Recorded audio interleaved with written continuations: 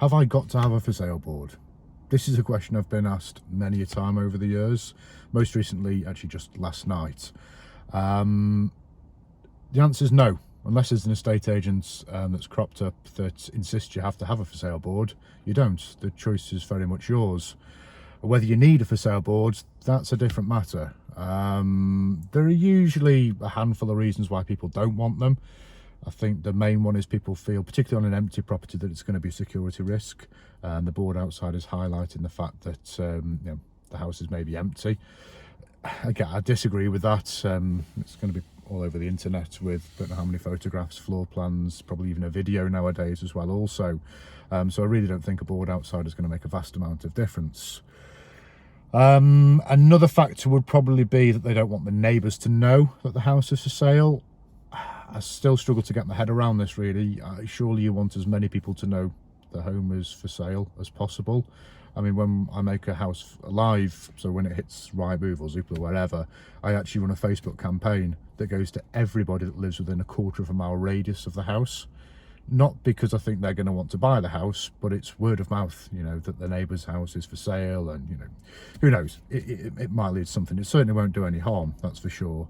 And I'd say probably the last reason people don't want a board, probably not so much at the moment, maybe it is, I don't know, is they fear that somebody walking past the house is going to take it upon themselves just to rock up and knock on the door and invite themselves in for a viewing.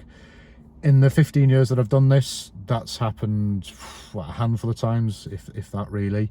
And if it does happen, simply just direct them back to the agent, the marketing agent. Just say, the number's on the board. If it is that you're interested, seriously interested, give them a call and arrange the viewing from there. And I can pretty much bet that the agent will never hear off them. They were just filling a little bit of time really. So yeah, I guess that's probably a reason, a valid reason, but all the other ones, no, I think that they work for you. Where the boards, I feel, don't necessarily work as well as they could do,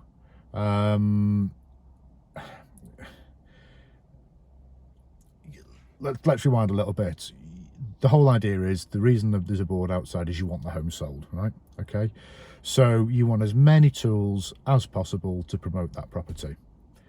So I always question this, and I can't for the life of me still figure out why, other than it's to market the agent. Would you have a great big board, huge board outside, and they are pretty big when you get close up to them, fully branded in the estate agent's colours, names, branding, everything, okay?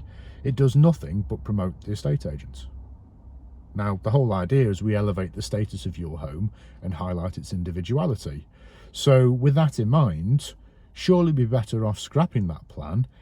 And as we do, we put a photograph of your house on the front of that board. Usually it's the main photo number one, if you like. So when people have driven past, they've recognised that it's the same property that they've seen on the internet. Okay, so that main photograph is the one that goes on the board. It works particularly well if you've got a house down a long driveway, possibly if it's screened by high shrubs or trees, or sometimes even if it is that you kind of got like a split level effect. So from the front the house maybe looks like a bungalow, but then from the rear it's multi-level. You could show a photograph of the rear of the house on the board just to kind of attract that little bit more attention. And so in answer to your question, Aaron, and yeah, you probably weren't expecting this, just a bounce back email, and I will send you a link underneath directly through to the website with a little bit more information and some examples as well also.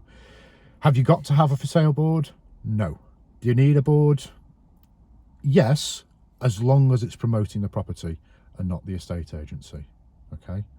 And the phrase I'll always use whenever I meet with anybody is, in order to sell the property, we need to highlight the status and its individuality. One amazing way to do that is to have your own personal bespoke board. So I'll drop a link beneath this video here as well, so you can have a look through. But yeah, if you have any questions, let me know, and hope you don't mind, Aaron. Thank you.